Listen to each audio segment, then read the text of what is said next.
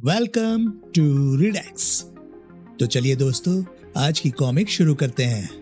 आज की कॉमिक्स का नाम है ग्रैंड मास्टर रोबो। ये कॉमिक्स प्रकाशित हुई थी राज कॉमिक्स के अंतर्गत और इसके मेन कैरेक्टर में है सुपर कमांडो ध्रुव। तो चलिए दोस्तों, ज्यादा देरी ना करते हुए शुरू करते हैं इस खतरनाक एक्शन से भरपूर कॉमिक्स को, जिसका नाम है ग्रैंड मास्टर रोबो। कहते हैं कि मांबा सांप का काटा पानी भी नहीं मांगता, लेकिन इस दुनिया में एक ऐसा भयंकर मानव भी है जिसके लिए इस अत्यधिक विषैले सांप का जहर एक हल्के से नशे से ज्यादा और कुछ नहीं है।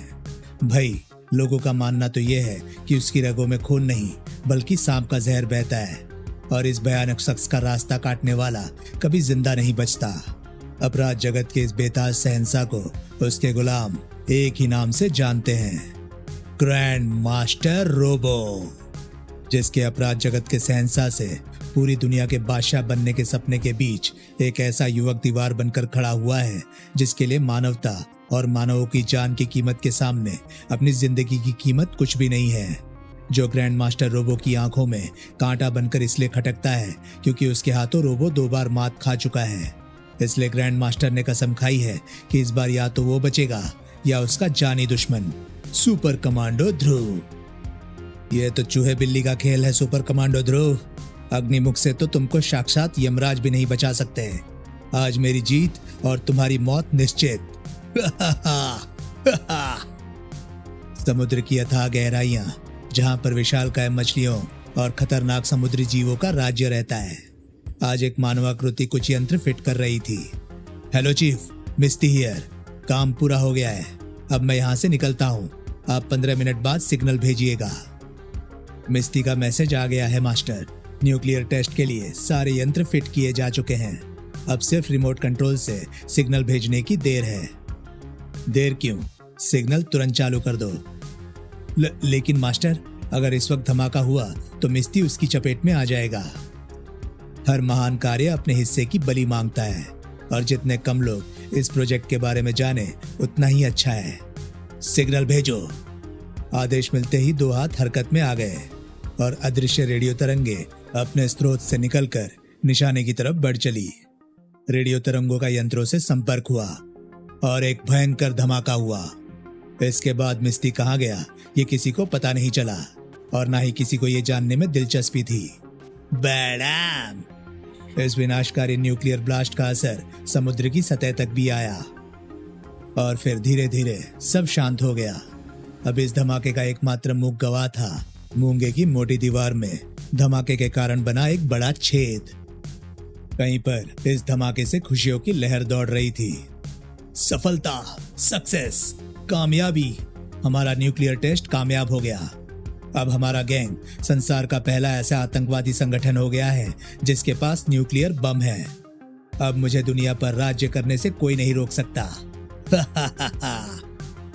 अगले दिन सुबह, आज लगता है कि हम लोग कुछ ज्यादा जल्दी आ गए भैया। बीच पर हमारे अलावा कोई और दिखाई नहीं दे रहा। जल्दी? 7 बजने वाले हैं देवी जी। आज आपके चक्कर में हम भी लेट हो गए। सब लोग घूमकर जा भी चुके होंगे। अच्छा, चुपचाप दौड़ो वरना बोलते बोलते ही सांस फूल जाएगी और अगर ज्यादा बोले तो पानी में ढकेल। उफ! आउ! तभी श्वेता का पैर किसी उभरी चीज से टकराया और देखा, दूसरों का बुरा चाहने वाले का खुद बुरा होता है। अब तुम स्नान ध्यान करो, तब तक मैं चक्कर मार कर आता हूँ। पर जाने क्यों समुद्र आज कुछ ज्यादा ही अशांत था। अरे, जैसे को तैसा मिला। कैसा मजा आया? खूब मजा आया? Oh my God! ध्रुव ने भी नजर घुमाकर श्वेता के आश्चर्य का कारण जानना चाहा और वो खुद भी चकित रह गया। उसको भिगोने वाली विशालकाय लहर तो वापस लौट गई थी, लेकिन अपने पीछे छोड़ गई थी हजारों मृत समुद्री मछलियां। जहां तक नजर जाती थी तट मरे समुद्री जीवों से पटा पड़ा था। तभी ध्रुव के कॉलर में लगा बटन ट्रांसमीटर तेज सिग्नल देने लगा। ध्रुव उस सिग्नल की खास आवाज तुरंत पहचान गया। रेडियो एक्टिविटी, यानी इन मृत मछलियों में रेडियो एक्टिविटी की मात्रा बहुत अधिक है। श्वेता, भागो वरना जान का खतरा हो सकता है। Radio activity? अजीब संयोग है। आज दोपहर में हमारी क्लास स्पेशल परमिशन लेकर राजापुर एटॉमिक पावर स्टेशन देखने जा रही है और सुबह सुबह ही रेडियो एक्टिविटी के दर्शन हो गए। Hello police headquarter, Dhruv here. आप कुछ न्यूक्लियर विशेषज्ञों के साथ तुरंत अक्सा बीच पर पहुंचिए। Yes, top urgent, over. आधे घंटे के अंदर पुलिस ने पूरे इलाके को घेर लिया। तुम्हारा शक सही है ध्रुव, इन मछलियों में जबरदस्त रेडियो एक्टिविटी है और इनकी मौत का कारण भी एकदम साफ है। ये सारे समुद्री जीव किसी न्यूक्लियर ब्लास्ट में मरे हैं। न्यूक्लियर धमाका समुद्र के अंदर? लेकिन ये किसका काम हो सकता है? अभी तो इस विषय में अनुमान भी नहीं लगाया जा सकता है, पर इतना तो पक्का है कि जिसने भी इतने गुप्त रूप से ये काम किया है उसके इरादे नेक नहीं हैं। और वो आदमी कौन है ये तो कई दिनों की कड़ी छानबीन के बाद ही पता लग पाएगा। और इतना समय दुनिया को तबाह करने के लिए काफी है। घर पहुंचने के बाद भी ध्रुव का दिमाग इसी गुत्थी में उलझा हुआ था। अगर ये पता चल जाए कि ये धमाका किस जगह पर हुआ है तो आगे का काम थोड़ा आसान। अरे ध्रुव, अंडे के बजाय हलवे पर नमक क्यों डाल रहे हो? कहाँ दिमाग है तुम्हारा? ओह, मैं कुछ सोच रहा था मम्मी। जरूर उसी न्यूक्लियर ब्लास्ट के बारे में सोच रहे होगे। लेकिन ध्रुव, ये मामला हमारी डिफेंस मिनिस्ट्री का है, तुम्हारा नहीं। इस घटना की गंभीरता को कोई समझ नहीं पा रहा है पापा। ये एक भयानक विनाश की शुरुआत का संकेत है। अगर जल्दी ही इस मामले को निपटाया नहीं गया तो लाखों जाने एक झटके में खत्म हो जाएंगी। अगर मुझे किसी तरह से ये पता चल जाता कि यह धमाका समुद्र के अंदर किस जगह पर हुआ है तो कुछ शुरुआत होती, लेकिन ये मुझे कहां से पता चलेगा? वेरी छोटी प्रॉब्लम डियर ब्रदर, तुम तो जानवरों से बात कर ही लेते हो। इस बार अपनी विद्या मछलियों पर आजमा कर देखो, शायद बात बन जाए।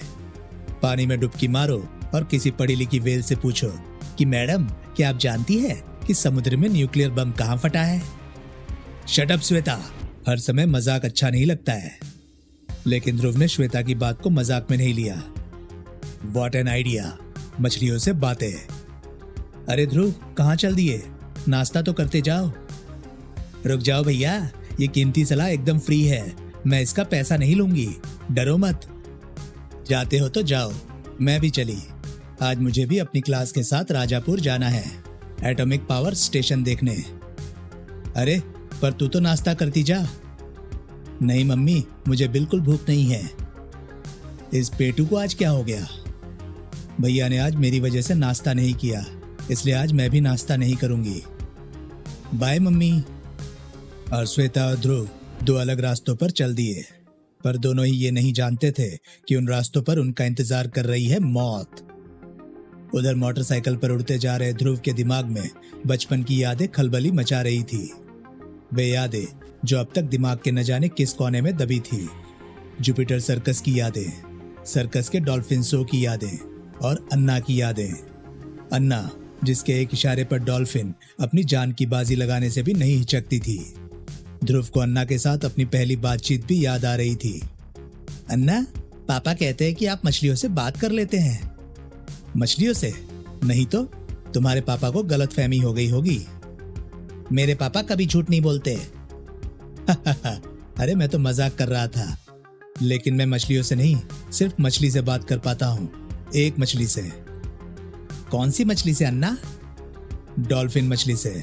बहुत समझदार होती है ये, इनसे तो कोई भी बात कर सकता है। सच में? तो मुझे भी सिखाओ ना अन्ना। जरूर राजा बेटा, शुभ काम में देर कैसी। चलो अभी से शुरू कर देते हैं। और फिर धीरे धीरे मैं भी अन्ना की तरह डॉल्फिनों से बातें करने लगा। लेकिन अन्ना की असमय मौत से वो डॉल्फिन शो बंद हो गया और मैं भी धीरे धीरे दूसरे कर्तव्यों को सीखने की धुन में ये विद्या भूलता चला गया। आज ये पता चल जाएगा कि अन्ना की सिखाई विद्या मुझे अब तक याद है या मैं उसे भूल गया। वी! ध्रुव के होठों से एक खास तरह की सीटी उभरी जो डॉल्फिनों को बुलाने का इशारा थी। लेकिन 5 मिनट बीत गए और कुछ भी नहीं हुआ। लगता है कि मैं कुछ भूल रहा हूँ या शायद आसपास कोई भी डॉल्फिन नहीं है। चलो अब छानबीन का कोई नया तरीका अपनाना पड़ेगा। ध्रुव वापस जाने के लिए पलटा, लेकिन कुछ सुनकर रुक गया। वी! समुद्र की लहरों के बीच से एक उसके जैसी ही सीटी की आवाज आ रही थी और कुछ ही पलों बाद ध्रुव को अपनी तरफ आती एक काली आकृति दिखाई दी। डॉल्फिन? और फिर ध्रुव और डॉल्फिन के बीच में तेज और धीमी सीटियों में बातचीत शुरू हो गई। ध्रुव को जो जानकारी चाहिए थी वो उसे मिल रही थी, लेकिन अब तक देर हो चुकी थी, क्योंकि इस वक्त राजनगर और राजापुर के तटों के बीच का समुद्र जैसे खौल रहा था और उस खौलते पानी के बीच से निकल रही थी एक अत्यंत भयंकर आकृति, जिसकी एक झलक किसी के दिल की धड़कन रोक देने के लिए काफी थी। मेरी नसें सूख रही हैं, मेरा दिमाग सुन्न हो रहा है, मुझे एनर्जी चाहिए, एनर्जी, ढेर सारी एनर्जी। इन मोटे तारों में जरूर हाई वोल्टेज बिजली की धारा बह रही होगी, इससे कम से कम मेरी थोड़ी सी तो प्यास बुझेगी। इस भयानक आकृति के मुंह से रोशनी की एक तेज लपट निकली और हाई टेंशन केबल को थामने वाले लोहे के मोटे गार्डर मोम के समान पिघलने लगे और नीचे गिरते बिजली के नंगे तारों ने उस आकृति को अपने लपेट में ले लिया। बिजली की प्रचंड धारा, जिसका हल्का सा स्पर्श किसी को खाक कर देने के लिए काफी था, उसके शरीर में ऐसे समाने लगी जैसे सूखी जमीन में पानी। अब अग्निमुख को कुछ चैन पड़ा। तारों के टूटने से शहर के एक बड़े हिस्से में बिजली गुल हो गई और लीजिए, बिजली रानी नाराज होकर चली गई। होंगी ही, तुम्हारा ट्रांसमीटर उनसे इतना काम जो कराता है। खैर, घबराओ मत, अपने पास हर प्रॉब्लम की काट मौजूद है पार्टनर। मैं अभी जनरेटर चालू करता हूँ, शायद कोई हमें मैसेज भेजने की कोशिश कर रहा हो। पीटर का ख्याल एकदम सही था, क्योंकि ट्रांसमीटर ऑन करते ही, ध्रुव यार पीटर, मैं तुमको जो सामान बताता हूँ तुम उसे लेकर जल्दी से जल्दी करली सी फेस पर पहुंचो। बोलो ध्रुव, मैं नोट करता हूँ। और दूर कहीं पर, इतनी जरा सी एनर्जी से कुछ नहीं होगा, इससे तो मेरी प्यास और बढ़ गई। ये तार उधर से आ रहे हैं, यानी उधर कोई पावर हाउस जरूर होगा, उसी से मेरी प्यास बुझेगी। ठीक उसी समय गांधी स्कूल की बस एटॉमिक पावर स्टेशन की तरफ बढ़ रही थी। चलिया अब तो चलिया, चलो श्वेता आसे गाओ, 1 2 3 4। आगे भी जाने ना। है मेरे राम, ये क्या है? सबके खिलखिलाते चेहरे पल भर में गंभीर हो गए। सबके चेहरों पर भय झलकने लगा। सामने बीच रास्ते में खड़ी भयंकर आकृति सीधे नरक से आई हुई लग रही थी। भयभीत ड्राइवर को बचने का सिर्फ एक ही रास्ता समझ में आया। उसके पैर एक्सीलेटर पर दबते चले गए और बस बंदूक से छूटी गोली की तरह अग्निमुख की तरफ बढ़ी। टक्कर की आवाज बहरा कर देने वाली थी। अग्निमुख उछलकर दूर जा गिरा, लेकिन ड्राइवर की टक्कर मारकर भाग जाने वाली योजना असफल हो गई, क्योंकि बस भी पहियों में तार फंस जाने के कारण वहीं पर रुक गई। धम! बच्चों, बस से उतरकर भागो, भागो! इसको टक्कर मारना मूर्खता थी। भगवान का शुक्र है कि इन तारों में करंट नहीं है। बच्चों से दोबारा कुछ कहने की जरूरत नहीं थी। सभी पलक झपकते बस से बाहर निकलकर छुपने के लिए भागे। तुमने अग्निमुख का रास्ता रोकने की जरूरत की, मैं तुम सबको राख कर दूंगा। अग्निमुख के मुंह से आग की एक भयंकर लपट निकली और बस शोलों के बीच में घिर गई। लेकिन अब कोई भी बस के अंदर नहीं था। या था। जब से मैंने रेडियो एक्टिव मछलियां देखी, तब से मैं ऐसी ही किसी मुसीबत का इंतजार कर रही थी और इसलिए मैंने अपनी ये पोशाक भी पैक कर ली थी। इस धुएं के बीच में कोई मुझे रूप बदलते देख भी नहीं पाएगा। और फिर इस एक्शन पैक्ड सीन में एंट्री होगी चंडिका की। Tan tan tan. चंडिका के बाहर कूदते ही एक धमाके के साथ बस के टुकड़े हवा में उड़ने लगे। 1 मिनट भाई साहब, जाने के पहले ये तो बताते जाइए कि इस बस का हर्जाना कौन? उफ! मेरे रास्ते से हट जा छोकरी, वरना तेरे सुंदर शरीर को राख के ढेर में बदल दूंगा। ये तो सीधा एटॉमिक पावर प्लांट की तरफ बढ़ता जा रहा है। मुझे मारने में इसकी कोई दिलचस्पी नहीं है, लेकिन इसको पावर प्लांट पहुंचने से रोकना होगा, वरना जो कुछ होगा वो सोचकर ही रूह कांप जाती है। बस का भारी लोहे का चक्का अग्निमुख के शरीर से टकराया और अग्निमुख तारों के बीच में जा गिरा। चंडिका ने बिजली की सी फुर्ती से तार को पकड़कर खींचा और अग्निमुख का शरीर लोहे की एक मजबूत कुंडली में कैद हो गया। अब क्या इरादा है मिस्टर ज्वालामुखी? शांति से मेरे साथ चलते हो या 2-4 हाथ और दिखाऊं? मूर्ख लड़की, तू समझती है कि तू मुझे पकड़ सकती है? तो ले। और अगले ही पल अग्निमुख के शरीर से बिजली की एक हाई वोल्टेज करंट निकली और चंडिका का पूरा शरीर झंझना उठा। अब जिंदगी और मौत के बीच में सिर्फ 4 कदम की दूरी थी और चंडिका बचने के लिए कुछ भी नहीं कर सकती थी। और किसी गुप्त स्थान पर, मास्टर गजब हो गया, हमारे न्यूक्लियर ब्लास्ट में मरी मछलियां राजनगर तट पर पहुंच गई है शैतान, तुरंत अपने कुछ आदमियों को ब्लास्ट वाली जगह पर भेजो ताकि वे वहां लगे सारे यंत्र निकाल लाए, वरना उनके जरिए कोई हम तक भी पहुंच सकता है और ये काम तुरंत होना चाहिए।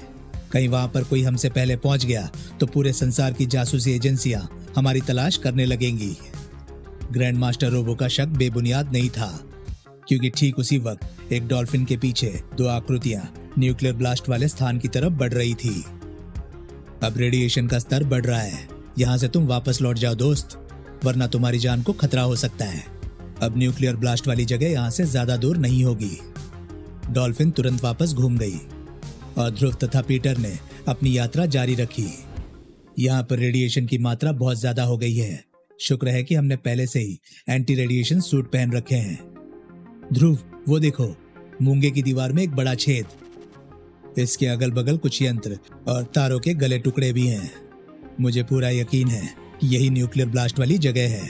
अब यहाँ से कोई ऐसा सबूत। गुड गॉड, क्या हुआ पीटर? देखो इस छेद के पार। वाओ! ध्रुव के दिमाग से सारी परेशानी एकाएक गायब हो गई, क्योंकि उसकी आंखों के सामने एक ऐसा अद्भुत दृश्य था जिसको आज तक किसी ने भी नहीं देखा था। ये क्या है ध्रुव? पता नहीं पीटर, लेकिन लगता है कि हम लोगों ने कोई बहुत अद्भुत चीज ढूंढ निकाली है। हमको अंदर चलकर देखना चाहिए कि आखिर ये क्या है, सच या नजरों का धोखा। बाद में पीटर, अभी नहीं। किसी भी चीज को अच्छी तरह से समझ-बूझ कर ही आगे कदम बढ़ाना चाहिए। वैसे भी हमारा मुख्य काम अभी इस ब्लास्ट की छान।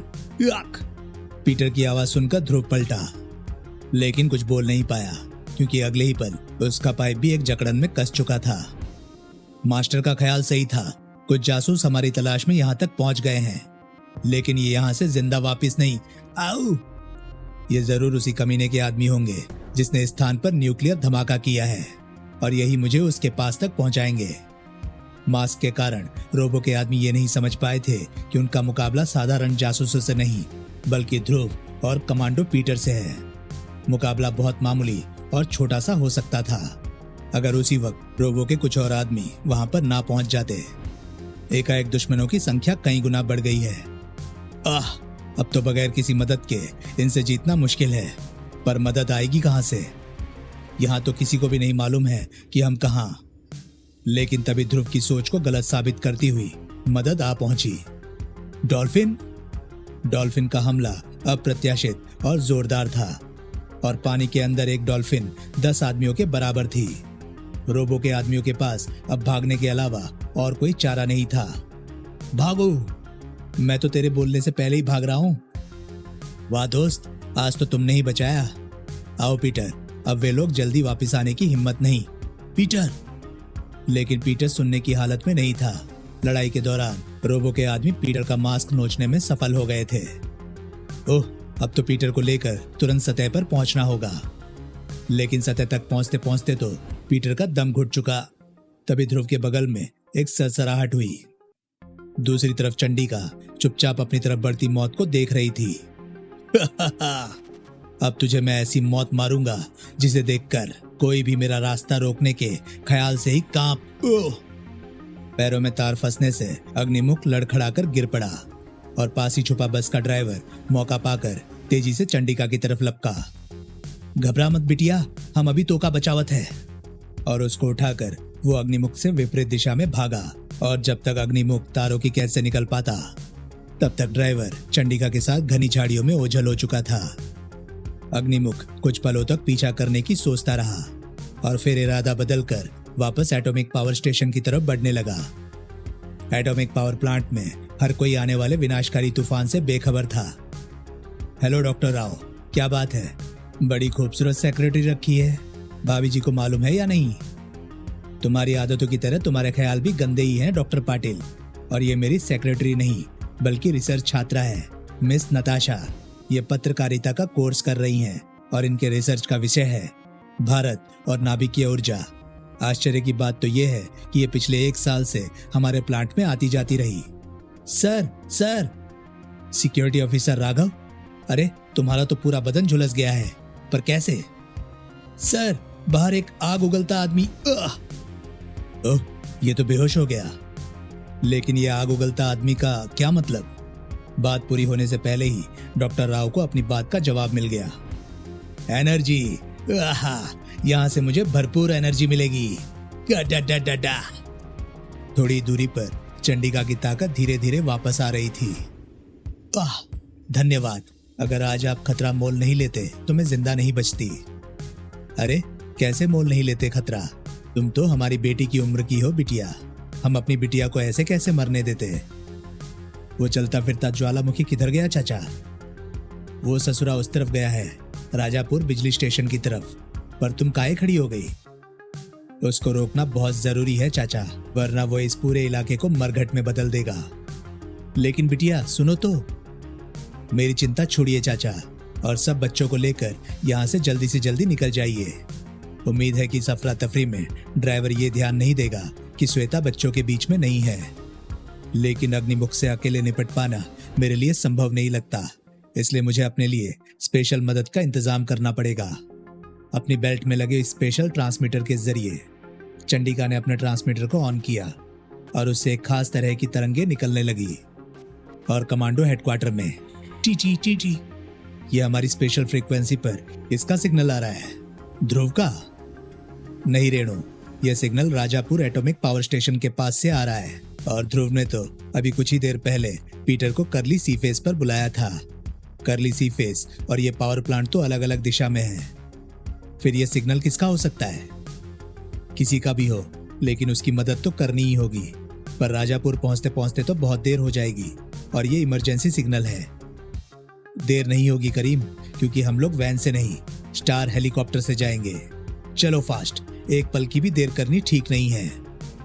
उधर अग्निमुख को सिर्फ एक चीज की तलाश थी, एनर्जी की, और उसके रास्ते में रुकावट डालने वाली हर चीज उसकी दुश्मन थी। और जब तक चंडिका पावर स्टेशन तक पहुंचती, अधिकतर लोग वहां से भाग चुके थे। एनर्जी पीने की शुरुआत यहीं से की जाए। हे भगवान, ये तो साक्षात भस्मासुर लग रहा है, लेकिन मैं भी इसको रोकने का कोई ना कोई रास्ता निकाल लूंगी। आहा, अब मेरी ताकत कुछ वापस आ रही है। लेकिन इतने से कुछ नहीं होगा, मुझे ढेर सारी पावर चाहिए एक साथ, और वो पावर मुझे इस पावर स्टेशन में लगे न्यूक्लियर रिएक्टर से मिलेगी। उसके बाद मैं इस दुनिया का सबसे शक्तिशाली। तभी एक ट्रक की घरघराहट ने अग्निमुख का ध्यान अपनी तरफ खींच लिया, लेकिन अग्निमुख को कुछ समझने का मौका नहीं मिल पाया। धड़ाम, और उसका शरीर ट्रक और दीवार के बीच में पिस गया। वाओ, ये लड़की तो एकदम तूफानी है। ये खबर ग्रैंड मास्टर तक पहुंचते देर नहीं लगी। मास्टर, राजापुर एटॉमिक स्टेशन से हमारे जासूस ने एक संदेश भेजा है। वहां पर एक आग उगलता आदमी तोड़फोड़ कर रहा है। क्या? उसी पावर प्लांट से डिजाइनें चुरा चुरा कर तो हमने न्यूक्लियर शक्ति हासिल की है, और वो कमीना उसी को तोड़ रहा है। हमारी सैटेलाइट के कैमरे को वहीं पर फोकस करो। लेकिन हमारा जासूस तो सुरक्षित है ना? हाँ मास्टर, हमारा जासूस एकदम सही सलामत है। शैतान का शुक्र है। ओहो, तो ये है वो आग उगलता मानव। तोड़फोड़ तो अच्छी करता है। इस विनाशकारी आदमी को तो हमारे गैंग में होना चाहिए था वाइपर। ये हमारे ही गैंग का आदमी है मास्टर। ये मिस्ती है। इसके कपड़े और गले के पट्टे को ध्यान से देखिए। मिस्ती? यानी ये धमाके से मरने के बजाय आग उगलता मानव बन गया है। लेकिन ये तो गड़बड़ हो गई। अब मिस्ती को जल्दी से जल्दी ठिकाने लगाना पड़ेगा, वरना अगर इसको किसी ने पकड़ लिया तो ये उनको हमारे इस अत्यंत गुप्त अड्डे का पता बता सकता है। इस मुसीबत से बचने का सिर्फ एक ही रास्ता है, मिस्ती की मौत। सब गड़बड़ हो रही है। पहले मछलियां राजनगर तट पर पहुंच गई, फिर मिस्ती बच गया, और हमारे आदमी अब तक उस ब्लास्ट वाली जगह से यंत्र लेकर वापस नहीं आए। कारण सीधा सा था, क्योंकि रोबो के आदमी डॉल्फिन के डर से अब तक छुपे हुए थे। वे वापस चले गए। हाँ कायर, अब जल्दी करो, देर हुई तो मास्टर हमारी खाल उतार लेगा। उसको जब पता चलेगा कि कुछ लोग हमसे पहले ही यहाँ तक पहुंचे हैं, तो हमारी खाल तो वो ऐसे ही खिंचवा देगा। हम उसको ये बात बताएंगे ही नहीं, फिर उसको पता कैसे? वाह, क्या हुआ? कोई खजाना दिख गया क्या? खजाने का भी बाप मूर्ख, देख इस छेद के पार। ये क्या है डोमर? कोई शहर लगता है, सोने का बना हुआ, लाखों टन सोना। ग्रैंड मास्टर तो ये खबर सुनकर पागल हो जाएगा। हम उसे पागल बनाना नहीं चाहते, इसलिए हम उसे ये भी नहीं बताएंगे। ये खजाना हमने ढूंढा है और इस पर सिर्फ हमारा हक है। आज के बाद से हम किसी की गुलामी नहीं। ये क्या? तभी कुछ देखकर सबकी जुबान तालू से चिपक गई। उनकी यह हरकत एकदम सामान्य थी, क्योंकि छेद के बीच से निकल रहा समुद्री जीव बहादुर से बहादुर आदमी का भी खून सुखा देने के लिए काफी था। ये किस लोक का प्राणी है? बड़बड़ मत कर मूर्ख, और यहाँ से भाग ले। ये जरूर इस खजाने का रक्षक होगा। परंतु समुद्र के अंदर किसी समुद्री जीव से बचकर भाग पाना असंभव होता है। इस बात का एहसास रोबो के आदमियों को सिर्फ मरने से पहले ही हो पाया था। लेकिन यह भयावह दृश्य अनदेखा नहीं गया। है देव, आखिर वही हुआ जिसका मुझे डर था। और एटॉमिक पावर प्लांट में माल लदे ट्रक की टक्कर का भी इस पर खास असर नहीं पड़ा। ये तो बुरी खबर है, लेकिन अब मुझे इसको संभलने का मौका नहीं देना है। शुक्र है कि इन तारों में बिजली नहीं है, वरना अब तक मुझे भी सैकड़ों वोल्ट का करंट लग चुका होता। धम!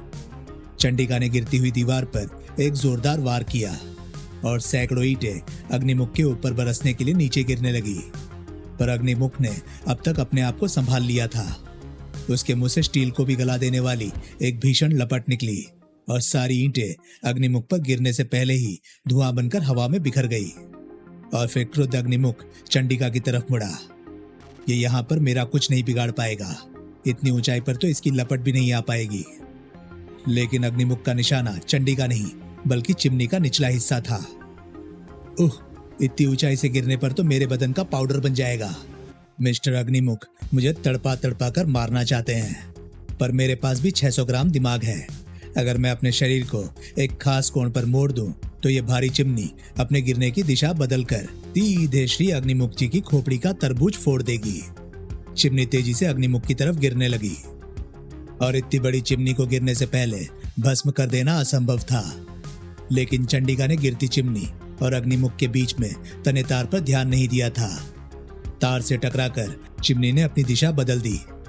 अरे, अग्निमुख बच गया, पर चिमनी अब उस फोटोग्राफर लड़की पर गिर रही है और उसका ध्यान कहीं और है। इस पर यह आफत मेरी वजह से आई है, इसलिए इसको बचाने की जिम्मेदारी भी मेरी ही है। नताशा का ध्यान जब तक अपने ऊपर गिरते खतरे पर जाता, तब तक बहुत देर हो चुकी थी। अब ना तो भागने का रास्ता था और ना ही बचने की कोई जगह। वो भय से जड़ हो गई। उसको तो ये भी नहीं पता चला कि आखिर वो बच कैसे गई। धम! तुम ठीक तो हो ना मिस फोटोग्राफर? हाँ हाँ, मैं तो ठीक हूँ, लेकिन मेरा नाम तो नताशा है। और मेरा नाम चंडिका है, नताशा। अब तुम जल्दी से जल्दी यहाँ से निकल जाओ, क्योंकि थोड़ी देर में ये जगह नर्क का डुप्लीकेट बनने वाली है। नताशा चुपचाप चंडिका को खतरे की तरफ बढ़ती देखती रही, और न जाने क्यों उसके शर्मिंदा चेहरे पर आंसू बहने लगे। हे भगवान, मेरी मदद करो। ओह, अब इसके और न्यूक्लियर रिएक्टर के बीच सिर्फ कंक्रीट और शीशे की एक मोटी दीवार है, और इस रुकावट को रास्ते से हटाना इसके लिए बाएं हाथ का खेल है। इससे पहले कि चंडिका अग्निमुख तक पहुंच पाती, दीवार एक धमाके के साथ ढह गई। मेन न्यूक्लियर रिएक्टर सामने दिख रहा था, और अब उसके और अग्निमुख के बीच और कोई रुकावट नहीं थी। धमाका! अब तो इस पार या उस पार वाला मामला है। अब या तो मैं नहीं, या फिर अग्निमुख। लेकिन तभी चंडिका आसमान से आ रही एक घरघराहट की आवाज सुनकर ठिठक गई। घर!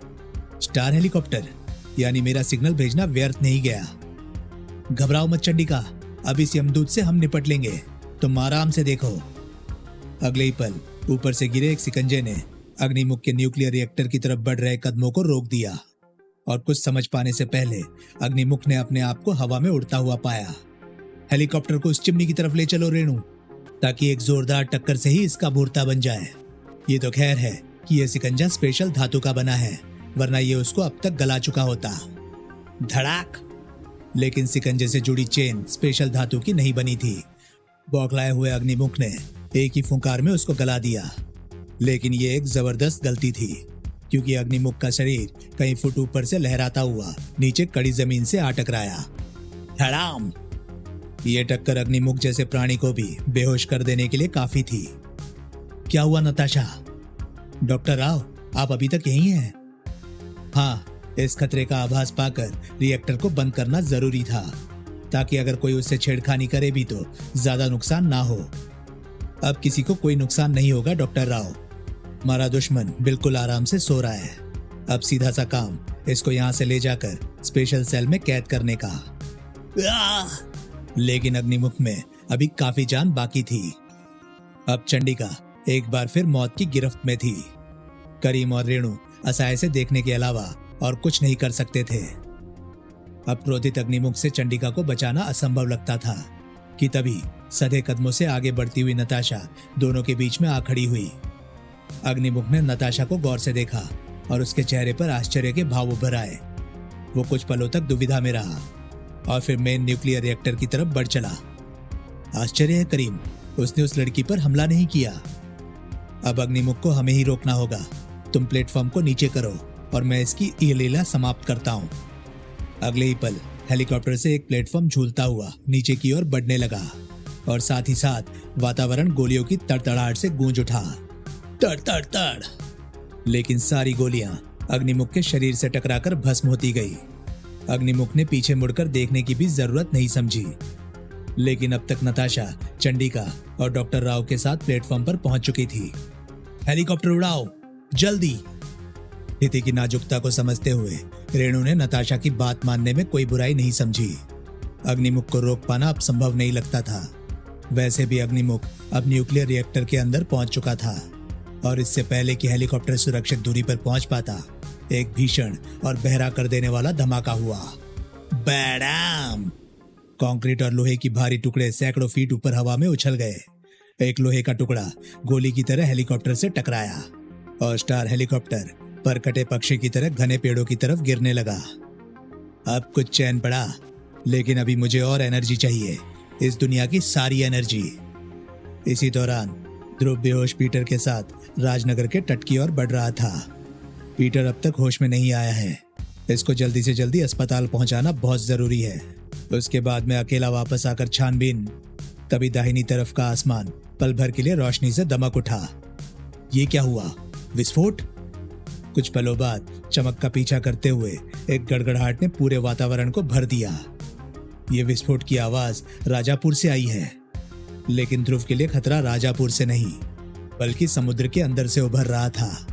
अपने सामने एकाएक प्रकट हुए भयंकर समुद्री जीव को देखकर ध्रुव भी एक पल के लिए स्तब्ध रह गया। लेकिन सिर्फ एक पल के लिए।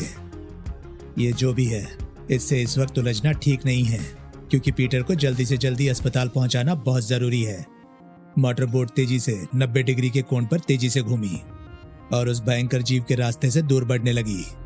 फुस! लेकिन मोटर बोट ज्यादा दूर नहीं जा पाई। ध्रुव ने निर्णय लेने में एक पल भी नहीं लिया। इससे बचकर भागना बेकार है, इससे मुकाबला करना पड़ेगा और इसके लिए सबसे पहले इसका ध्यान अपनी तरफ खींचना पड़ेगा, वरना अगर इसने मोटर बोट पर हमला किया तो बेहोश पीटर को बचाना मुश्किल हो जाएगा।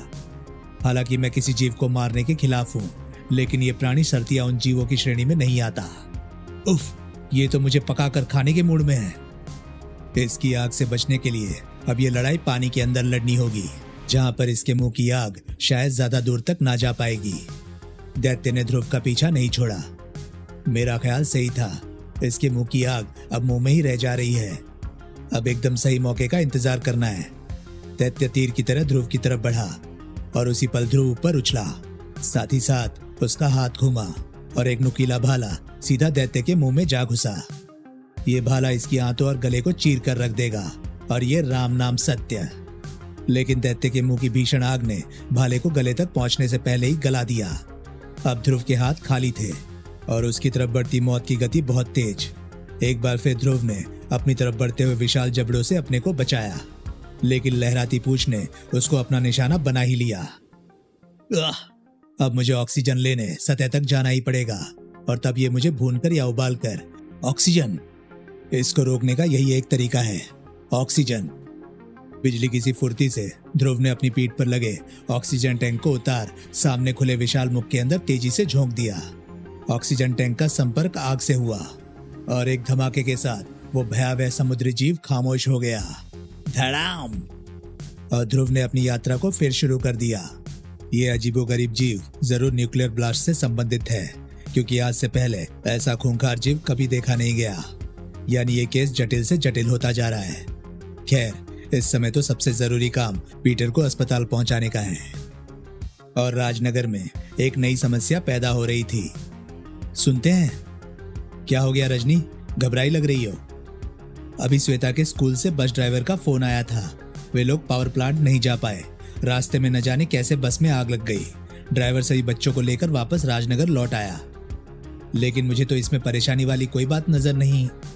लेकिन श्वेता उन बच्चों में नहीं है। बस में आग लगने के बाद से उसको किसी ने नहीं देखा। हे भगवान, चलो हम लोग तुरंत उसके स्कूल चलते हैं।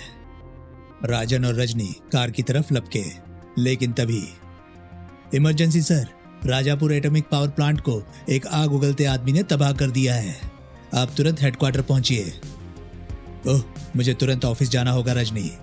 तुम श्वेता के स्कूल पहुंचो, मैं थोड़ी देर में वहां आता हूं। आप और आपका काम। बच्चों के अलावा सारी दुनिया की फिक्र है आपको। चलो ड्राइवर।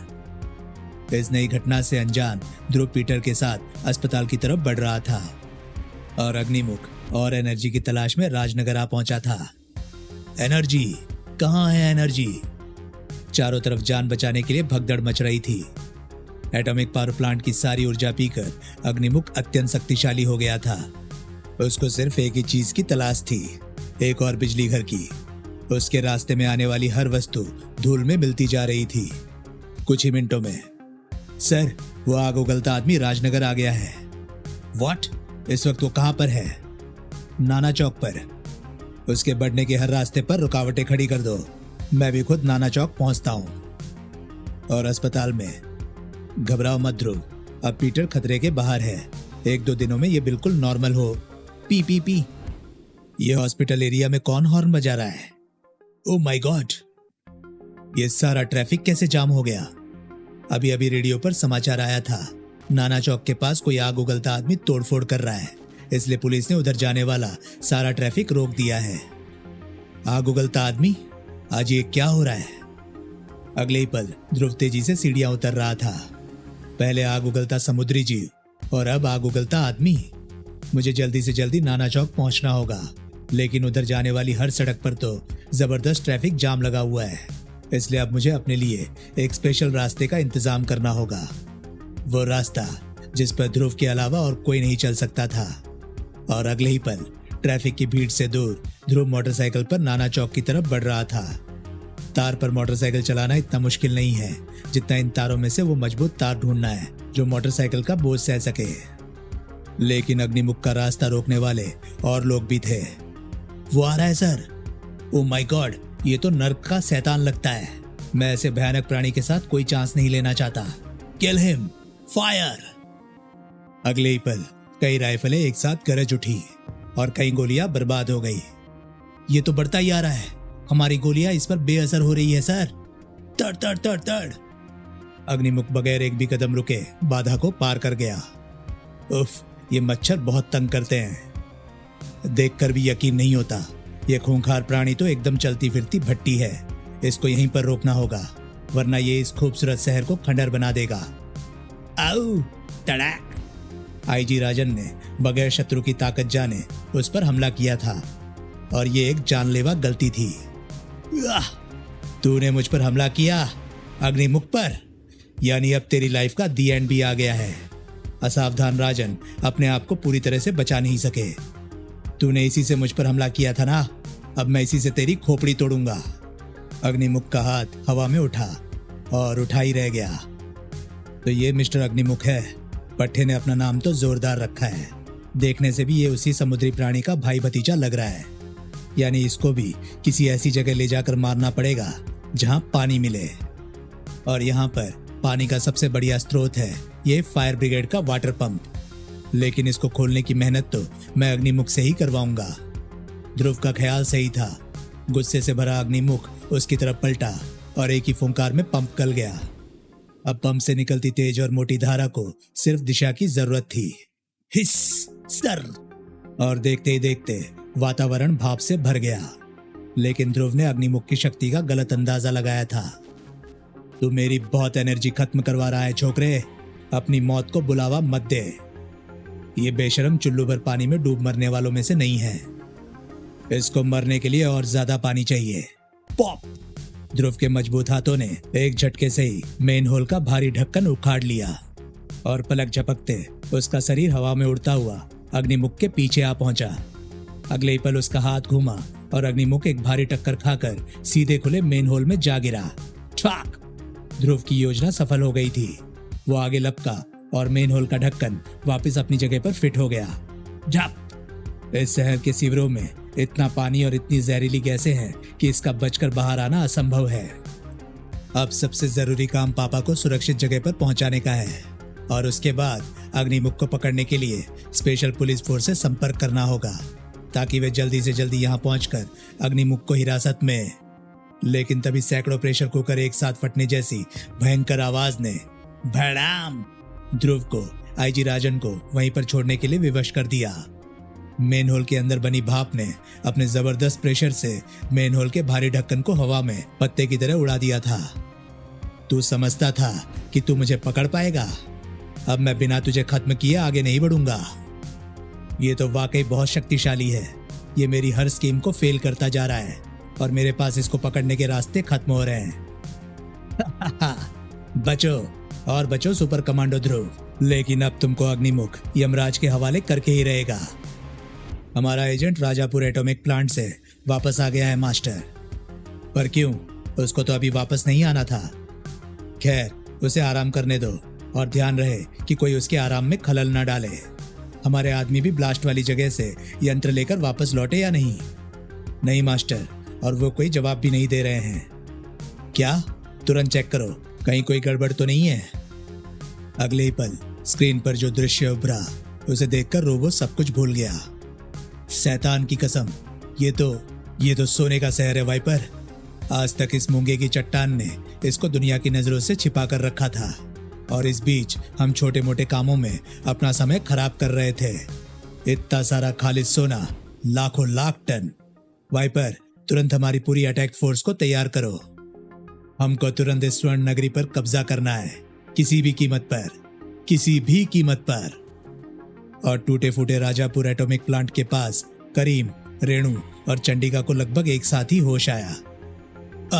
नीली छतरी वाले की कृपा से हम लोग घनी झाड़ियों पर ही गिरे, वरना हम लोग के शरीर का। अरे, नताशा और डॉक्टर राव कहाँ गए?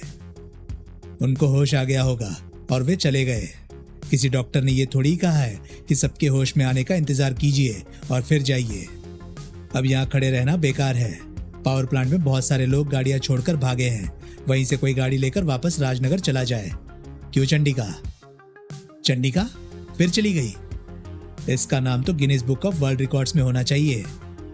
रेणु, मेरा हाथ पकड़ लो, आजकल बहुत लोग गुम हो रहे हैं। और थोड़ी देर बाद करीम और रेणु एक दबी पिच की कार में राजनगर की तरफ बढ़ रहे थे। बेचारे स्टार हेलीकॉप्टर की किस्मत ही खराब है, जब निकालो तब उसे कोई तोड़ देता है।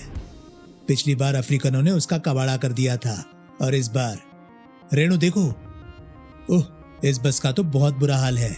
ये भी जरूर अग्निमुख का ही काम होगा। तभी करीम को तेजी से ब्रेक मारना पड़ा क्योंकि रास्ते में एकाएक एक भयभीत आकृति कार को रुकवा रही थी। श्वेता, श्वेता तुम यहाँ क्या कर रही हो? एक आग उगलते आदमी ने सुबह हमारी स्कूल बस जला दी। मैं बेहोश हो गई। जब मुझे सुबह होश आया तो बाकी लोग मुझे छोड़कर जा चुके थे। बस अब चुप हो जाओ। हम सबसे पहले तुमको लेकर स्कूल चलते हैं और उन्हें इन्फॉर्म करके हम लोग सीधे घर चलेंगे। ओके? सुड़क, ओके। मैं भी पहले मम्मी पापा की चिंता दूर कर दूं और उसके बाद फिर अग्निमुख की खोज में निकलूंगी। बेचारी मम्मी का तो बुरा हाल हो गया होगा क्योंकि ड्राइवर को अब तक पता लग ही गया होगा कि मैं उसके साथ नहीं हूं और फिर उसने घर में फोन जरूर किया होगा। लेकिन श्वेता को अगर ध्रुव के बारे में पता होता तो वह ऐसी गलती कभी नहीं करती क्योंकि ध्रुव को इस समय मदद की सख्त जरूरत थी। अब अगर इसको रोकने का जल्दी ही कोई रास्ता ना मिला तो मैं ज्यादा देर तक बच नहीं पाऊंगा। अगर मैं किसी तरह से इसके मुंह के अंदर धमाका कर पाता तो काम हो जाता। ध्रुव की मौत का तमाशा देखने के लिए ग्रैंड मास्टर रोबो का किलर स्क्वाड भी अब तक घटनास्थल तक आ पहुंचा था। आज अपने सितारे बुलंद है समझ, हम तो सिर्फ मिस्ती को खत्म करने आए थे, लेकिन यहाँ पर तो हमारे दो जानी दुश्मन एक साथ मौजूद है, मिस्ती उर्फ अग्निमुख और सुपर कमांडो ध्रुव। जल्दी से हैंड ग्रेनेड निकाल। एक शक्तिशाली हथगोला एक साथ दो जाने लेने के लिए हवा में उछला। ये चला इन दोनों की मौत का फरमान और ध्रुव की नजर जब तक गोले पर पड़ती तब तक गोले और ध्रुव के बीच की दूरी कुछ फीट की रह गई थी। बचने का कोई रास्ता नहीं था। रास्ता था तो सिर्फ सामना करने का। अब ये नई मुसीबत कहां से आ गई? लेकिन ये मुसीबत भेजने वाले ये नहीं जानते कि इस वक्त ये हथगोला मेरे लिए मौत नहीं वरदान है, क्योंकि अब ये हथगोला अग्निमुख को उसी तरह से खत्म कर देगा जैसे उस समुद्र जीव को ऑक्सीजन टैंक ने खत्म कर दिया था। बिजली की सी फुर्ती से ध्रुव ने हथगोले को अग्निमुख के खुले मुंह की तरफ उछाल दिया, लेकिन अग्निमुख के सिर की धज्जियां उड़ा देने के लिए आगे बढ़ता गोला हवा में ही रुक गया। ध्रुव इस आश्चर्य का कारण जानने के लिए घूमा और उसकी आंखें फैलती चली गई। हवा में बने एक द्वार से निकल रहा सोने की पोशाक पहने मानव किसी कोण से इस धरती का नहीं लग रहा था। उसकी हथगोले को हवा में रोक देने की अद्भुत शक्ति भी इस बात की पुष्टि करती थी। ओह, एक और नई घटना। मेरा तो सिर घूम रहा है। लेकिन अग्निमुख साफ तौर से इस अद्भुत मानव को जानता था। तुम यहां पर भी आ पहुंचे? ये नहीं हो सकता, नहीं हो सकता। मैं तुमको ले जाने आया हूं अग्निमुख। तुम जानते हो कि हम तुमको जाने नहीं दे सकते। नहीं, अब तुम मुझे नहीं ले जा सकते। अब मुझे कोई भी बांध कर नहीं रख सकता। तुम जानते हो कि तुम्हारी ये बचकानी हरकतें मुझ पर बेअसर है और तुमको तो मैं अपने साथ ही ले जाऊंगा, चाहे तुम अपनी मर्जी से चलो या मेरी मर्जी से। ये क्या हो रहा है कार्लो? ये आदमी तो नौटंकी से भागा हुआ लगता है। कुछ भी कहो, आदमी खतरनाक लगता है और ये हमारा काम खुद ही कर रहा है। अभी चुपचाप देखते रहो। अगर कोई गड़बड़ हुई तब हम अपनी ताकत दिखाएंगे, समझे? उधर अग्निमुख बौखलाकर अपनी पूरी ताकत से वार करने की कोशिश कर रहा था। अपनी शक्ति व्यर्थ मत करो। तुम्हारी ऊर्जा मेरे स्वर्ण पास से आगे नहीं बढ़ सकती अग्निमुख। अब तुम शांतिपूर्वक मेरे साथ चलो। समझ में ही नहीं आ रहा है कि ये स्वर्ण मानव दोस्त है या दुश्मन, पर इतना तो साफ है कि अग्निमुख को साथ लेकर जाना चाहता है और मैं इसकी इजाजत नहीं दे सकता। ठहरो, तुम अग्निमुख को यहां से नहीं ले जा सकते। मैं कुछ भी कर सकता हूं बालक, और तुमको रोकना मेरे लिए एक मामूली काम है। जरूर होगा, अगर तुम्हारा वार मुझ पर लग सके तो जरूर होगा। डा लेकिन मैं तुमको इसका मौका नहीं दूंगा। तो तुम मुझ पर शारीरिक शक्ति का प्रयोग कर रहे हो? ताड़, हम शारीरिक शक्ति दिखाने के आदी नहीं है बालक, लेकिन आवश्यकता पड़ने पर इसका प्रयोग बखूबी कर सकते हैं। युद्ध बराबरी का होना चाहिए। तड़ाक! स्वर्ण मानव का हाथ दूर पर ही घुमा और ध्रुव उछलकर दूर जा गिरा। ये तो अद्भुत प्राणी है। ये मुझ पर दूर संचालित वार कर रहा है। ऐसे रिमोट कंट्रोल वारों से तो ये मुझको दूर से ही मार मार कर बेदम कर देगा। धाड़! और मैं इसका कुछ नहीं कर पाऊंगा। मुकाबला बराबरी का नहीं है, इसलिए अब मुझे अपने लिए मदद बुलानी होगी। ची ची ची ची ची ची। अगले ही पल आकाश में उड़ रही चिड़ियों का एक झुंड तेजी से नीचे उतरा। ची ची ची ची ची। अचानक हुए इस हमले से स्वर्ण मानव संभल नहीं पाया। उसके हाथ में पकड़े स्वर्ण पास का दूसरा सिरा नीचे जा गिरा। अब इससे पहले कि ये संभले, मुझे इसको काबू में कर लेना चाहिए। इस मानव को पकड़ने के लिए हमारे हथियार शायद बेकार साबित हो, लेकिन इसको इसके अपने ही हथियार से तो पकड़ा जा ही सकता है। और इससे पहले कि स्वर्ण मानव को समझ पाता, वो अपनी ही सुनहरी रस्सी के बंधनों में बंध चुका था। ओह! लेकिन कुछ लोगों को ये बात पसंद नहीं आई। बाजी पलट रही है समझ। ध्रुव ने इन दोनों को कैदी बना लिया है, यानी अब हमको बीच में टांग अड़ानी ही पड़ेगी। तुम बहुत बुद्धिमान और बलवान हो बालक। आज मैं पहली बार किसी के हाथों परास्त हुआ हूं। तारीफ करना छोड़ो और मुझे अपने बारे में धाधाएं धाधाएं। तभी गोलियों की एक तेज बौछार ने ध्रुव को दूर हट जाने पर मजबूर कर दिया। ये वही लोग होंगे जिन्होंने हथगोला फेंका था। वे लोग उस गली से इधर गोलियां चला रहे हैं और इन गोलियों की बौछार में मैं उन तक नहीं पहुंच सकता। स्वर्ण मानव ने इस व्यवधान का फायदा तुरंत उठाया। तड़ तड़ तड़! ओह, ये दोनों भाग रहे हैं और हमारे बीच गोलियों की बौछार है। ध्रुव के देखते ही देखते स्वर्ण मानव और अग्निमुख दरवाजे के अंदर गायब हो गए। मैं इनको भागने नहीं दे सकता, वरना फिर ये कभी नहीं पता चल पाएगा कि ये दोनों कहाँ गए। ओह, इस द्वार का आकार भी छोटा होता जा रहा है। थोड़ी देर में ये बिल्कुल गायब हो जाएगा, पर इस द्वार तक पहुंचने के लिए गोलियों की बौछार रोकनी जरूरी है। वाह वाह वाह वाह! ध्रुव के गले से एक तेज गुर्राहट निकलकर चारों तरफ फैल गई और उसका जवाब भी तुरंत आया। गलियों में घूम रहे दर्जनों की संख्या में आवारा कुत्ते ध्रुव की एक पुकार पर ही ग्रैंड मास्टर रोबो के भेजे हथियारों पर टूट पड़े। गोलियां चलनी तुरंत बंद हो गई क्योंकि खूंखार हत्यारे अब ध्रुव की अनोखी फौज के कब्जे में थे। ओह, दरवाजा तो बहुत छोटा हो गया है। यानी अब ये पता करने का समय नहीं है कि मुझ पर गोलियां चलाने वाले लोग कौन थे। अब तो मुझे इस दरवाजे के पार जाना ही पड़ेगा, चाहे उस पार मुझे कुछ भी मिले, अपनी मौत भी। लेकिन अग्निमुख मुझसे बचकर नहीं जा पाएगा। संकरे द्वार के किनारों से रगड़ता हुआ ध्रुव का शरीर दरवाजे के उस पार निकलता चला गया। प्लॉप! पर द्वार के उस पार क्या था ये कोई नहीं जानता था। दूसरी तरफ समुद्र के तल में बसी एक रहस्यमय स्वर्ण नगरी अपने विनाश का इंतजार कर रही थी। मास्टर, हमारे सारे घातक हथियार अपने अपने स्थान पर फिट हो चुके हैं। अब आपके एक इशारे पर हम इस मूंगे की दीवार को मिट्टी में मिला देंगे। शाबाश मेरे कमांडर, आदेश की प्रतीक्षा करो। और राजनगर में श्वेता, मेरी बच्ची, तू कहाँ रह गई थी? भगवान का लाख लाख शुक्र है कि ये सही सलामत लौट आई। चलो रेणु, अपना यहाँ का काम तो खत्म हुआ। अब हमको अग्निमुख की तलाश में फिर। अरे, पिंग पिंग पिंग पिंग। मेरे पॉकेट ट्रांसमीटर पर ये इमरजेंसी सिग्नल कहाँ से आ रहे हैं? ये तो चंडिका के सिग्नल है। चंडिका के? पर मेरा ट्रांसमीटर तो मेरे बेल्ट पर। ओ नो, अब याद आ रहा है, जब मैंने पोशाक बदली थी तो बेल्ट पर से ट्रांसमीटर गायब था। हमको इन सिग्नलों के सहारे तुरंत चंडिका तक पहुंचना होगा। शायद उसने अग्निमुख को ढूंढ निकाला है। हम भी चलते हैं, आओ श्वेता। नहीं मम्मी, अब मैं स्कूल आ ही गई हूँ तो थोड़ा झूला झूलकर वापस जाऊंगी।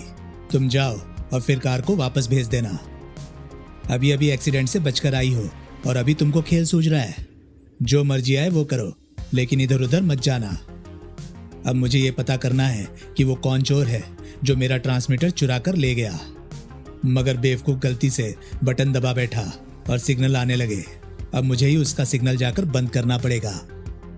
करीम और रेणु सिग्नलों का पीछा करते करते समुद्र तट तक आ गए थे।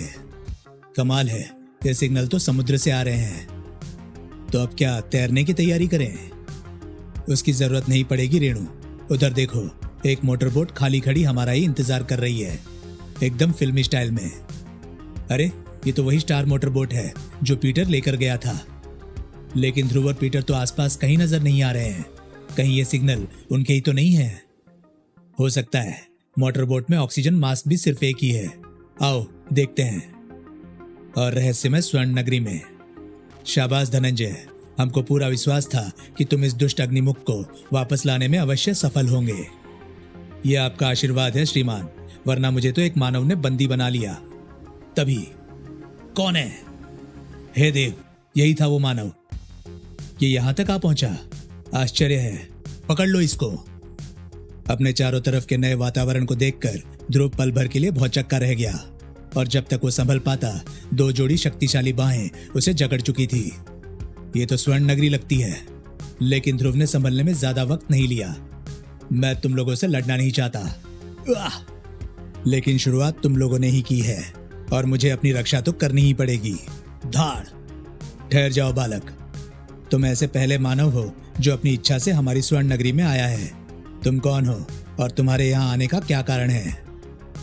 मेरा नाम ध्रुव है और मैं अग्निमुख को यहाँ से ले जाने के लिए आया हूँ। हम इसकी आज्ञा नहीं दे सकते ध्रुव। इस नगरी में आने के बाद कोई धरतीवासी वापस नहीं जा सकता और फिर अग्निमुख तो हमारा अपराधी है।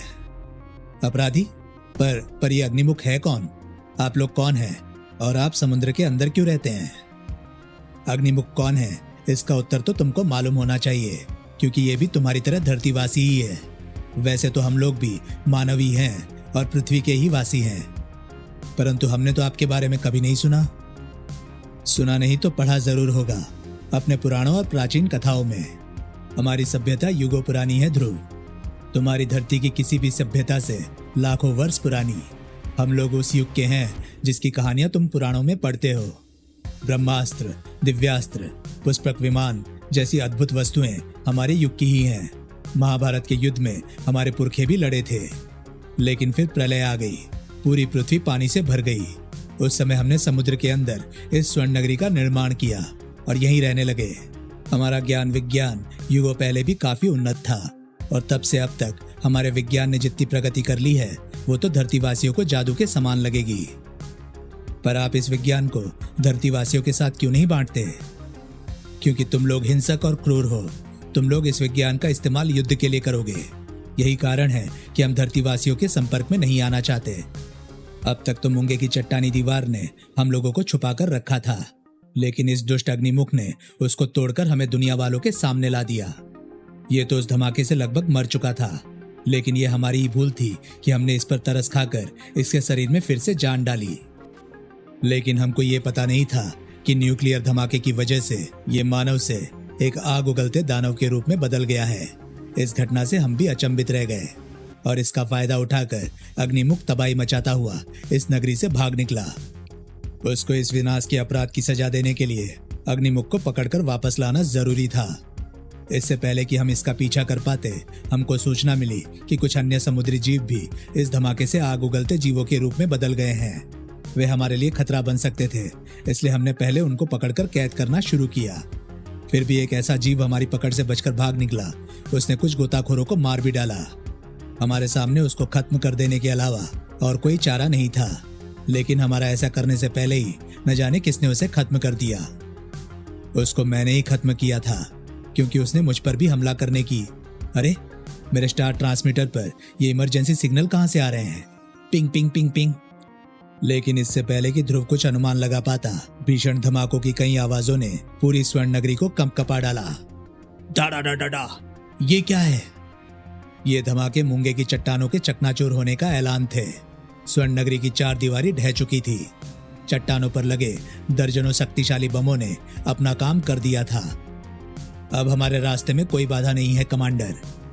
शाबाश, अब तुम सब इस स्वर्ण नगरी को घेर कर मेरे इशारे का इंतजार करो। सबसे पहले मुझे अकेले आगे जाने दो। क्यों कमांडर? अगर इस नगरी में कोई रहता है तो हमारी कोशिश होगी कि वे आत्मसमर्पण कर दे, ताकि हम बगैर किसी नुकसान के इस नगरी पर कब्जा कर ले। वाह, क्या जोरदार आइडिया है। इसी दिमाग के कारण ही तो इनको कमांडर बनाया गया है। और स्वर्ण नगरी में हम पर आक्रमण हो रहा है। हे देव, जिसका डर हमें युगों से था वही बात सामने आ गई। इसमें घबराने की क्या बात है? हम मुकाबला करेंगे। हमने युगों से किसी के साथ युद्ध नहीं किया है। हमारी युद्ध करने की क्षमता एकदम शून्य हो गई है। अब हमारा विनाश निश्चिंत है। नहीं, मेरे रहते इस नगरी को कोई नुकसान नहीं पहुंचा सकता। बाहर चाहे कितनी भी बड़ी फौज क्यों ना हो, मैं उनको हराने का रास्ता निकाल ही लूंगा। मुझको अपने लिए सिर्फ एक ऑक्सीजन मास्क चाहिए। उसकी तुमको कोई जरूरत नहीं पड़ेगी। हम तुम्हारे गले में एक ऐसा यंत्र लगा देंगे जिससे तुम पानी में सांस ले सकोगे, ठीक मछलियों की तरह। और इससे लगे एक खास पुर्जे की मदद से तुम बात भी कर सकोगे। और सिर्फ 5 मिनट बाद ध्रुव एक वाटर टैंक में उस यंत्र का परीक्षण कर रहा था। ये तो जादू है। मुझे तो अब भी यकीन नहीं हो पा रहा है। हम पहले ही कह चुके हैं कि हमारे यहाँ की कई चीजें तुमको जादू या यंत्र लगेगी, जबकि ये सब विज्ञान का चमत्कार। हमारी नगरी की तरफ एक मानव बढ़ रहा है श्रीमान। क्या? पर अकेला आ रहा है। मेरे ख्याल से इसके पास हमारे लिए कोई संदेश है। मैं बाहर जाकर इससे मिलता हूं। कुछ ही देर में ध्रुव और कमांडर आमने सामने खड़े थे। तुम तो ध्रुव हो। तुम यहाँ क्या कर रहे हो? और तुम पानी में सांस कैसे ले रहे हो? अपनी ऑक्सीजन खराब मत करो, मतलब की बात करो। कौन हो तुम लोग और क्या चाहते हो? मुझे तो अपना संदेश स्वर्ण नगरी के वासियों को देना था ध्रुव, लेकिन तुम्हारे यहाँ पर होने ने तो सारे काम को एकदम आसान कर दिया। मतलब की बात करो तो ध्यान से सुनो। हम ग्रैंड मास्टर रोबो की अटैक फोर्स के कमांडर हैं। मुझे सिर्फ इतना कहना है कि ग्रैंड मास्टर रोबो, यानी इस पूरे विनाश के पीछे ग्रैंड मास्टर रोबो का हाथ है। मुझे रोबो के किसी भी गुंडे के मुंह लगना पसंद नहीं। जाकर अपने बॉस से कह दो कि वो खुद आकर मुझसे बात करे। सामने आते ही ध्रुव उसकी जिंदगी का फैसला। तुम तैश में बहुत जल्दी आते हो ध्रुव। पहले हमारी पूरी बात तो सुनो। हमको सिर्फ इतना ही कहना है कि तुम लोग एकदम सुरक्षित हो। बाहर खड़ी अटैक फोर्स के सारे हथियार मैंने बेकार कर दिए। क्या? ग्रैंड मास्टर के गुप्त अड्डे में मैंने एक ट्रांसमीटर फिट कर दिया है।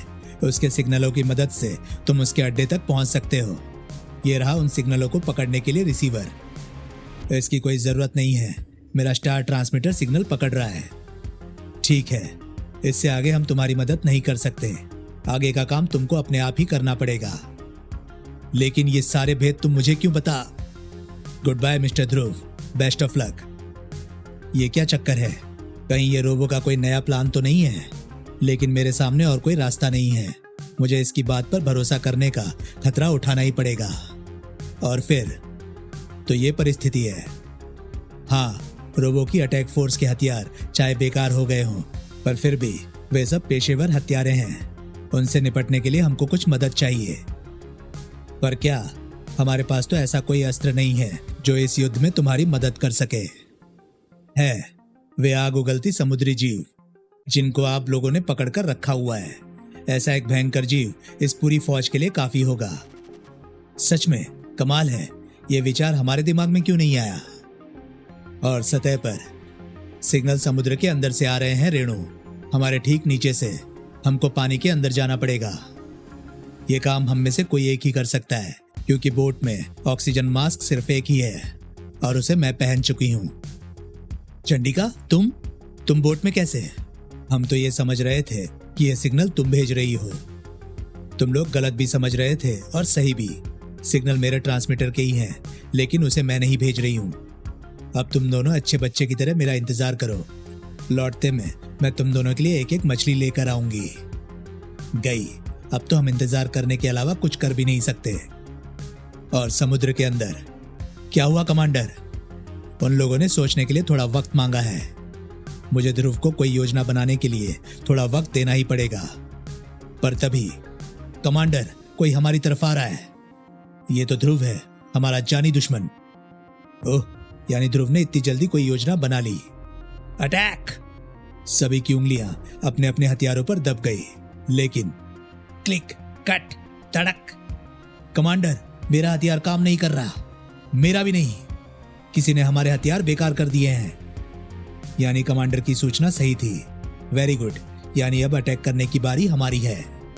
धनंजय! और अगले ही पल धनंजय अपनी भयंकर सवारी के साथ रोबो के भौचक्के हथियारों पर टूट पड़ा।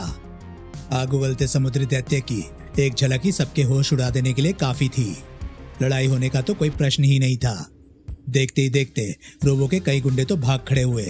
कुछ भूखे समुद्री जीव का भोजन बन गए और कुछ डर के मारे बेहोश हो गए।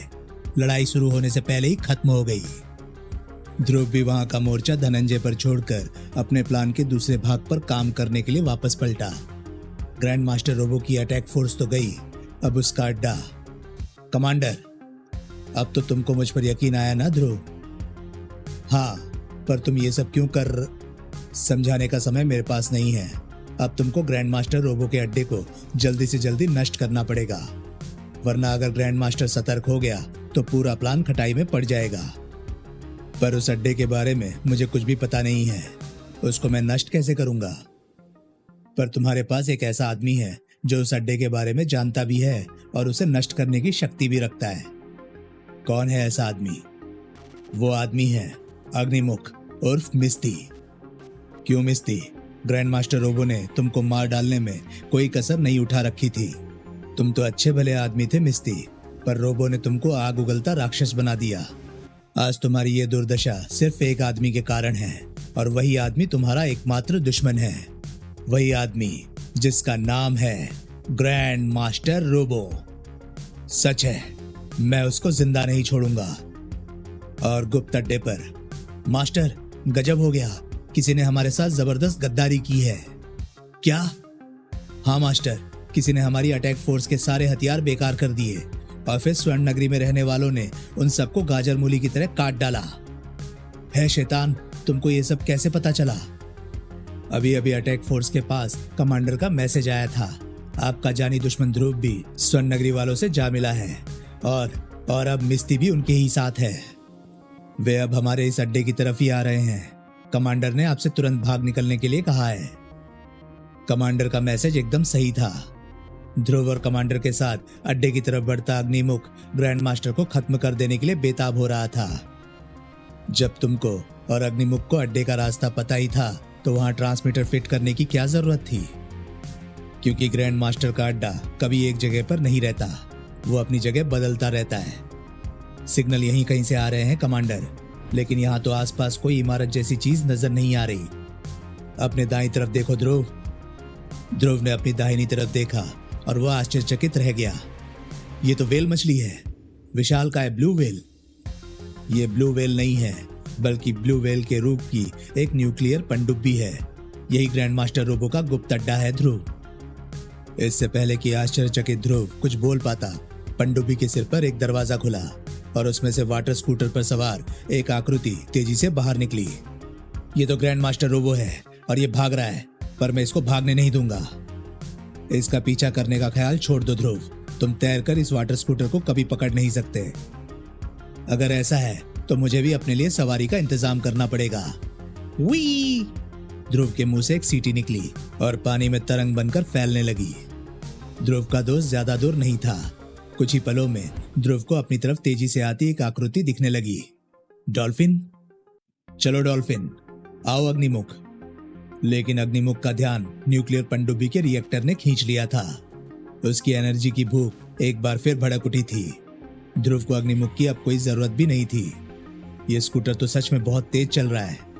डॉल्फिन इसका पीछा नहीं कर सकती और मैं रोबो को पकड़ नहीं सकता। डॉल्फिन भी ये बात शायद समझ गई है। ये वापस पलट रही है। नहीं, ये तो सुरंग की तरफ जा रही है। ये जरूर कोई छोटा रास्ता है, शॉर्टकट। ध्रुव का ख्याल सही था। सुरंग से बाहर निकलते ही उसका सामना अपनी तरफ आते रोबो से हो गया। रोबो ने सामने खतरा देखकर स्कूटर को मोड़ने की कोशिश की, लेकिन डॉल्फिन तब तक उस तक पहुंच चुकी थी। उसके एक भीषण धक्के से स्कूटर दूर जा गिरा। बस दोस्त, अब यहां से मैं इसको संभाल लूंगा। अब दो जानी दुश्मन आमने सामने थे और दोनों ही जानते थे कि जिंदा रहने की सिर्फ एक ही सूरत है, अपने दुश्मन की मौत। आश्चर्य है, ये पानी में सांस ले रहा है। मुझे बहुत सतर्क रहना होगा। मैं इसकी मशीनी शक्ति का मुकाबला नहीं कर सकता। और वहां से थोड़ी दूर पर अग्निमुख पनडुब्बी के अंदर घुसने का रास्ता बना चुका था। अब उसके सामने लगा न्यूक्लियर रिएक्टर उसको खुला आमंत्रण दे रहा था और उसको रोकने वाला कोई भी नहीं था। महीनों के भूखे की तरह अग्निमुख के दोनों हाथ रिएक्टर के ऊपर कस गए और रिएक्टर से निकलती प्रचंड एनर्जी उसके शरीर में तेजी से समाने लगी। दूसरी तरफ ग्रैंड मास्टर रोबो ध्रुव को खत्म कर देने के लिए पागल हो रहा था। आज तेरी वजह से मेरा गैंग तबाह हुआ है ध्रुव, मैं तुझे जिंदा नहीं छोड़ूंगा। तुमको तुम्हारी दुनिया पर राज करने की हवस ने तबाह किया है रोबो। तुमको उन लाखों लोगों की आह ने तबाह किया है जिनकी लाशों पर तुमने अपना साम्राज्य बनाया था। तुम्हारा वो साम्राज्य तो खत्म हो गया रोबो, अब उसके साथ साथ तुम्हारे भी खत्म होने की बारी है। मेरी नहीं छोकरे, तुम्हारे खत्म होने की बारी है। आज मेरे हाथों से बनी लाखों लाशों में एक लाश और जुड़ जाएगी। रोबो के शरीर में मौजूद मशीनी शक्ति के सामने ध्रुव अपने आप को बेबस महसूस कर रहा था। मुझसे सांस नहीं ली जा रही है। ध्रुव का दम घुट रहा था और उसके चेहरे पर मौत का नीलापन उभर रहा था, लेकिन उसका दिमाग अभी भी ग्रैंड मास्टर रोबो की उस कमजोरी पर था जिससे उसका शरीर आजाद था। ध्रुव के एक झटके से रोबो का मास्क उसके चेहरे से अलग हो गया। खेल पलट चुका था। रोबो ने घबराकर भागने की कोशिश की, लेकिन ध्रुव की पकड़ ऑक्टोपस के सिकंजे जैसी मजबूत थी। अब इसके बेहोश होने में ज्यादा समय नहीं है। एक बार ये बेहोश हो जाए फिर मैं पीछे से एक जबरदस्त वार हुआ और ध्रुव का दिमाग अंधकार में डूबता चला गया। लेकिन अब तक सिग्नलों का पीछा कर रही चंडिका वहां तक पहुंच गई थी। चीते की तरह झपट्टा मारकर चंडिका ने ध्रुव पर हमला करने वाले को अपनी गिरफ्त में ले लिया। ग्रैंड मास्टर भागो, इसको संभालने का काम मुझ पर छोड़ो, भागो। ग्रैंड मास्टर रोबो कुछ पलों तक आश्चर्य से देखता रहा, फिर अपने चेहरे पर मास्क दोबारा फिट करके पानी की घनी परतों के बीच ओझल हो गया। हमको आपस में लड़ने की जरूरत अब नहीं है चंडिका, मैं तुम्हारे साथ चलने को तैयार हूं। ये आवाज यानी तुम हाँ, तुम ठीक समझी। अब हमें ध्रुव को संभालना चाहिए। मेरी छठी इंद्रिय कह रही है कि अब यहाँ पर रुकना ठीक नहीं है। और कुछ ही पलों बाद ध्रुव दो मजबूत बाहों के बीच में तेजी से सतह की तरफ बढ़ रहा था। कमांडर की छठी इंद्रिय सही कह रही थी। अग्निमुख किसी लालची की तरह एनर्जी को अपने अंदर सोखता चला जा रहा था, लेकिन अब उसके पूरे शरीर की नसें फट पड़ने को बेताब हो रही थी। उसका पूरा शरीर फूलकर एक अजीब सी चमक से चमकने लगा था।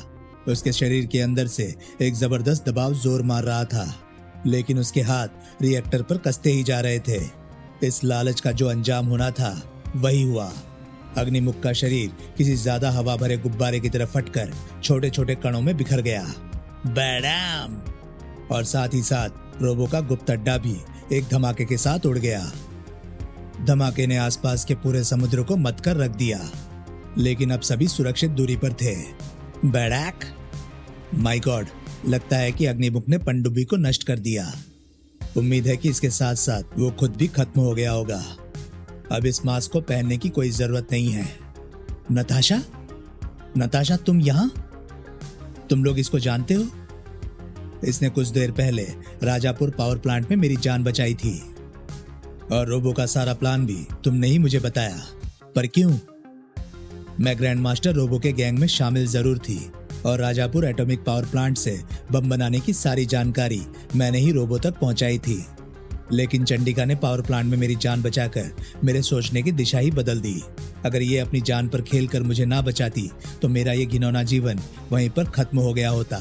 मैंने वहीं पर अपने इस नए जीवन को अपराध के विरुद्ध लड़ने के लिए समर्पित कर देने का निश्चय कर लिया, और मैंने वही किया। लेकिन अगर तुम मुझे स्वर्ण नगरी में ना मिलते ध्रुव, तो स्वर्ण नगरी? तुम लोग किनारे पर चलो, मैं तुम लोगों से वहीं मिलता हूं। अरे पर अपना ऑक्सीजन मास्क तो लेते जाओ। रहने दो करीम, तुम्हारे कैप्टन को अब ऑक्सीजन मास्क की जरूरत नहीं है। पर क्यों, ये मुझे भी नहीं मालूम। और स्वर्ण नगरी में तुमने हमारी नगरी को बचाकर हम पर एक बड़ा उपकार किया है ध्रुव। इसके लिए हम तुम्हारे हमेशा ऋणी रहेंगे। ये नगरी हमारी खोई सभ्यता का जीता जागता प्रमाण है धनंजय। इसको बचाकर मैंने तुम पर नहीं बल्कि अपने आप पर एहसान किया है। कुछ भी कहो, परंतु तुमने सतहवासियों के बारे में हमारी विचारधारा को बदल दिया है। अब एक दिन हम समुद्रवासी धरतीवासियों से जरूर मिलने आएंगे, ये हमारा वादा है। विदा स्वर्ण मानवों। और फिर राजनगर में अब तुम्हारा क्या इरादा है नताशा? मैं एक ट्रेंड जर्नलिस्ट भी हूं ध्रुव। अब अपराधियों के साथ मैं गोलियों से नहीं बल्कि कलम से लड़ूंगी। मम्मी जल्दी खाना दो, कस के भूख। आओ श्वेता, इनसे मिलो। ये है नताशा, एक होने वाली journalist. Hello Natasha. Hello Shweta. Oh my God, इसने तो वही बूंदे पहन रखे हैं जो चंडिका ने पहने हुए थे। यानी ये कोमल सी शरारती लड़की श्वेता ही जांबाज और तूफानी चंडिका है। और शायद ध्रुव भी इस राज को नहीं जानता। ये मेरे बूंदों की तरफ गौर से देख रही है, यानी ये समझ गई है कि मैं ही चंडिका हूँ। कुछ देर तक दोनों एक दूसरे को गौर से देखती रही। दोनों ही एक दूसरे के मन की बातें आंखों में पड़ रही थी। घबराओ मत श्वेता, तुम्हारे राज को मैं राज ही रखूंगी। Thank you Natasha, thank you. तभी ध्रुव की आवाज ने दोनों का ध्यान भंग कर दिया। तुम्हारी एक बात मुझे अब तक समझ में नहीं आई नताशा। क्या ध्रुव? तुमने ग्रैंड मास्टर रोबो से गद्दारी करने के बाद भी उसकी भाग जाने में मदद क्यों की? मैं ग्रैंड मास्टर रोबो के अपराध साम्राज्य के खत्म होने में तो तुम्हारी मदद कर सकती थी ध्रुव, पर ग्रैंड मास्टर को खत्म करने में कभी नहीं। पर क्यों नताशा, क्यों? क्योंकि ग्रैंड मास्टर रोबो मेरे पिता हैं। समाप्त। तो दोस्तों, ये थी कहानी कॉमिक्स ग्रैंड मास्टर रोबो की। ये कॉमिक्स आपको कैसी लगी प्लीज कमेंट सेक्शन में अपनी राय मुझे जरूर बताएं। और हाँ, अगर आपको मेरे वीडियोस पसंद आ रहे हैं तो प्लीज उन्हें लाइक करें और चैनल को सब्सक्राइब करें, क्योंकि मैं ऐसे कंटेंट लाता रहता हूँ। तो चलिए दोस्तों, मैं मिलता हूँ अब आपसे अगली वीडियो में। तब तक के लिए नमस्कार, गुड बाय। सेफ रहिए, खुश रहिए, मजे करिए।